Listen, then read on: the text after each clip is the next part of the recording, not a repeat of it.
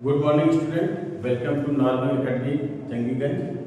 बच्चों, critical angle पर तो मैंने एक वीडियो में न्यूमेरिकल लिया था, बहुत प्यारा न्यूमेरिकल था।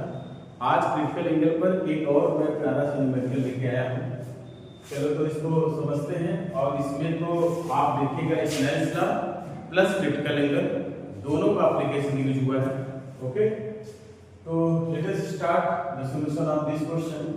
Question is that a ray of light incident on the horizontal surface of a glass slab at 70 degree just grazes the adjacent vertical surface.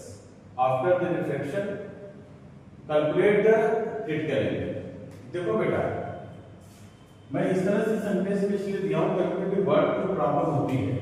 अब आपको समझने में प्रॉब्लम होगा just grazes the adjacent vertical surface। Diagram के से हम समझते हैं इसको।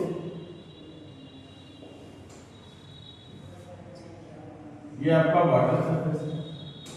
अब देखो, आपसे क्वेश्चन में ये नहीं दिख रहा है कि लाइट आ कहां से रही। ये वाटर सरफेस है, तो अगर ऐसी बात है तो आप उसको एयर मीडियम ही लेंगे। अगर कुछ कहा नहीं है, यहाँ पर लिखा हुआ है ray of light incident on the horizontal surface of a glass slab at 70 degree just grazes the adjacent vertical surface after refraction।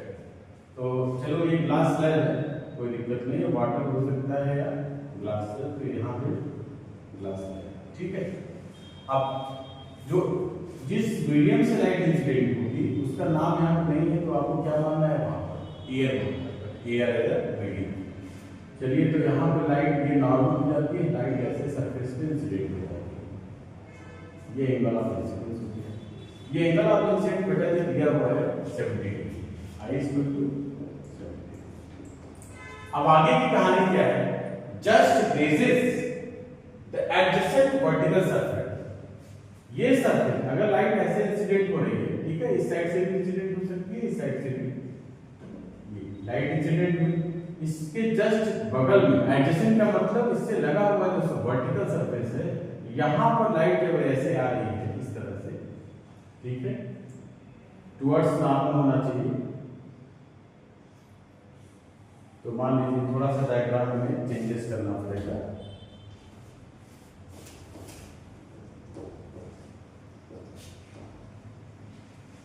तो जो एडजेसेंट वर्टिकल सरफेस है वहां पे ग्रेजिंग हो रहा है। ग्रेजिंग का मतलब क्या होगा? आपसे ये नहीं बोल रहा है कि क्रिटिकल एंगल पे इंसिडेंट होगा। देखिए, क्वेश्चन का सेंटेंस समझना बहुत जरूरी है।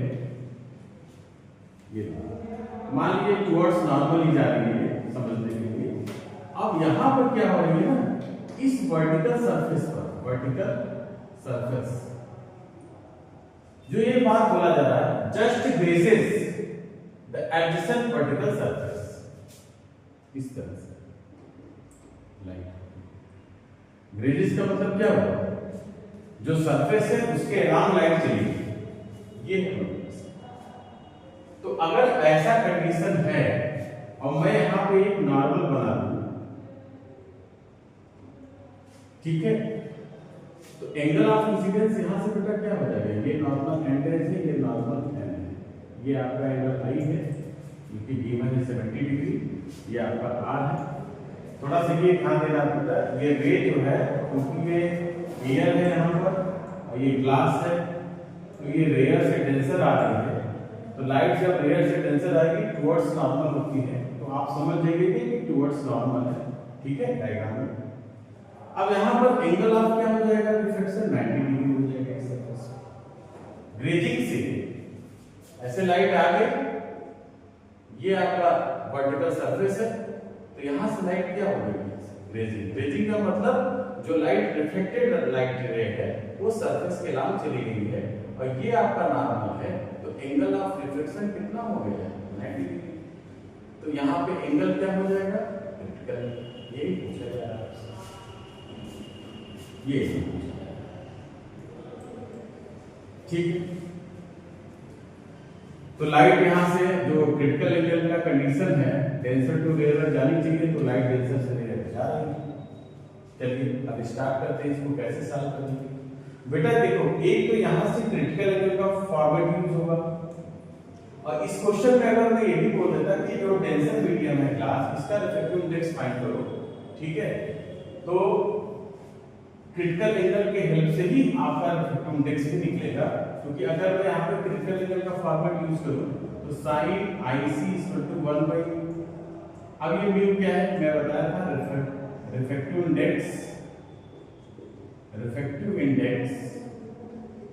ऑफ डेंसर मीडियम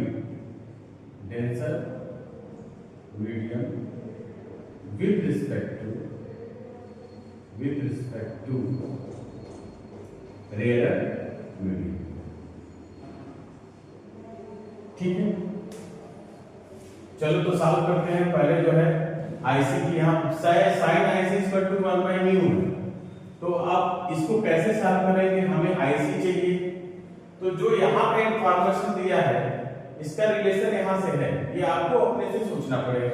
अगर मैं यहाँ पे स्नेल्स लॉ अप्लाई करूँ इस बाउंड्री पर, तो sin I/sin r इसको तो क्या लिखेंगे आप बताओ, रिफ्लेक्शन μ2, ये हो गया आपका ग्लास, ये आपका μ1 है, तो यहाँ क्या होगा μ2/μ1 हो जाएगा। कैसे सब करते हैं प्रीवियस लेक्चर में मैं सब बता चुका हूँ। अब यहाँ बताओ μ1 क्या है, μ1 आपका जो भी डेंसर मीडियम है वो हो जाएगा म्यू, और यहाँ पे v1 क्या है, एयर है, इसकी वैल्यू क्या हो जाएगी 1, तो sin I/sin r = 2।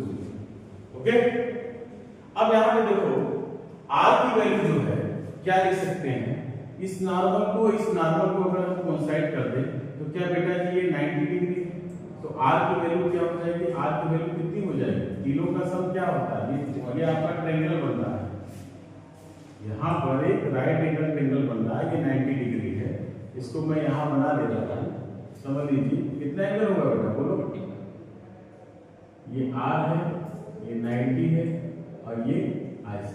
Simple mathematics से तीनों का सम क्या होता है 180, ठीक है, 90 उधर चला जाएगा, बहुत आसान है ये, IC = 180 - 90, तो यहाँ हो जाएगा 90, तो R + IC, तो R की वैल्यू कितनी हो जाएगी 90 - IC, ये कई बार यूज होगा, ये सिंपल मैथमेटिक्स है। तो R को हम I के टर्म्स में लेते हैं। अब देखो यहाँ पर क्या हो जाएगा, sin I की वैल्यू कितनी है 50 डिग्री की, R को हम क्या लिखेंगे, sin I की वैल्यू ये 70 है, यहाँ 70 हो जाएगा, I की वैल्यू तो गिवन है ना, और यहाँ पर कितना हो जाएगा sin 90 - IC इसको यहाँ क्या है म्यू, ठीक है, sin 90 - थीटा क्या होगा cos थीटा, तो sin 70/cos IC हो जाएगा, ठीक है, sin 90 - थीटा cos थीटा होता है, cos IC हो गया। अब यहाँ से देखो cos IC की वैल्यू आ जाएगी, cos IC की वैल्यू हो जाएगी μ/sin 70, ठीक है, तो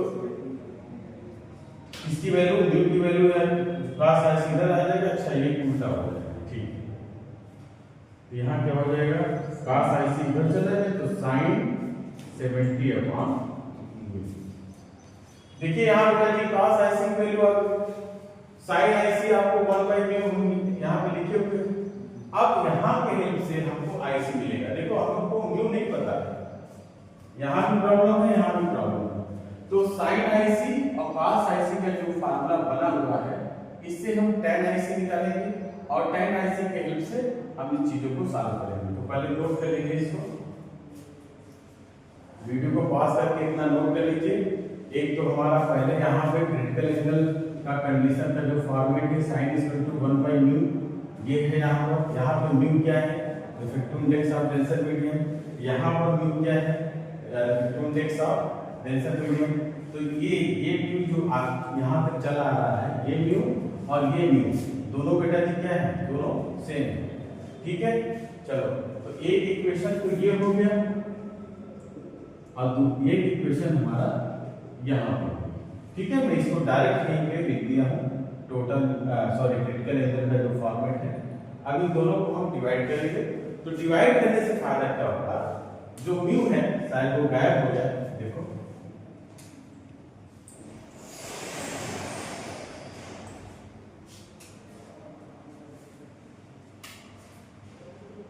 sine IC upon cos IC, तो साइन IC की वैल्यू कितना है, 1/म्यू, cos IC की वैल्यू कितनी, साइन 70 अपॉन म्यू, ये हो जाएगा 1/म्यू इंटू म्यू अपॉन साइन 70। देखिए यही बात मैंने आपसे, तो ये जो सोचना है, ये थिंकिंग है, ये तभी डेवलप होगा जब आप प्रैक्टिस करेंगे।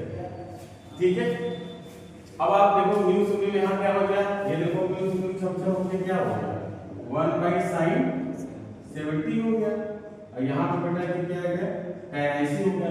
और sin 70 की वैल्यू देखो, तो इसके लिए आप प्रॉब्लम नहीं होगा, आपको ये वैल्यू गिवन होगा, जो भी कांस्टेंट है या इस तरह की चीजें हैं वो वैल्यू दी जाती है न्यूमेरिकल्स में, उसको परसेंटेज 0.9397 टू 10 IC।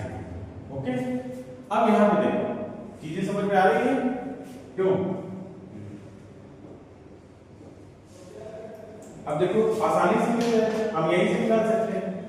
अब इसको सॉल्व करने पर ये आएगा 1.0642, तो ये आपका आ गया tan IC इक्वल टू 1.0642, और इसको लिखा जाता है tan 45 की वैल्यू 1 होगी तो फिर 45 से ज्यादा होगी, तो ये आ गया। हम इसको ऐसे भी कर सकते हैं, अगर वैल्यू नहीं दिया है बता रहे हैं, इसको क्या लिख सकते हैं भाई, tan के फंक्शन में इसको लिख सकते हैं tan 45.47 मिनट, ये वैल्यू गिवन है यहाँ पर 1.06 के ऊपर, तो सिंपली यहाँ पे आ गया tan IC equal to tan 45.47। अब दोनों तरफ tan के फंक्शन है, यहाँ पे आ जाएगा IC इक्वल टू 45.47 बस ये निकाला। अच्छा क्रिटिकल एंगल आ गया, तो यहाँ पे वैल्यू रख देंगे IC का, तो म्यू निकल जाएगा। ठीक है, तो क्रिटिकल एंगल, अब फिर तब इसकी वैल्यू दी जाती है, sin 45 में इसकी वैल्यू क्या होगी, ये वैल्यू आपको गिवन होगा। ठीक है, तो रिफ्रैक्टिव इंडेक्स भी आसानी से निकल जाएगा, क्रिटिकल एंगल आ गया तो रिफ्रैक्टिव इंडेक्स आ जाता है, कैंसिल हो गया। ठीक है, आई होप आप लोगों को ये कॉन्सेप्ट समझ में आया होगा। मैंने जो है रिफ्लेक्शन ऑफ लाइट में जो मेरा वीडियो बन रहा है उसमें total internal reflection, critical angle, उसका कॉन्सेप्ट और उसमें जो है जो भी प्रॉब्लम्स थे मैंने लिए।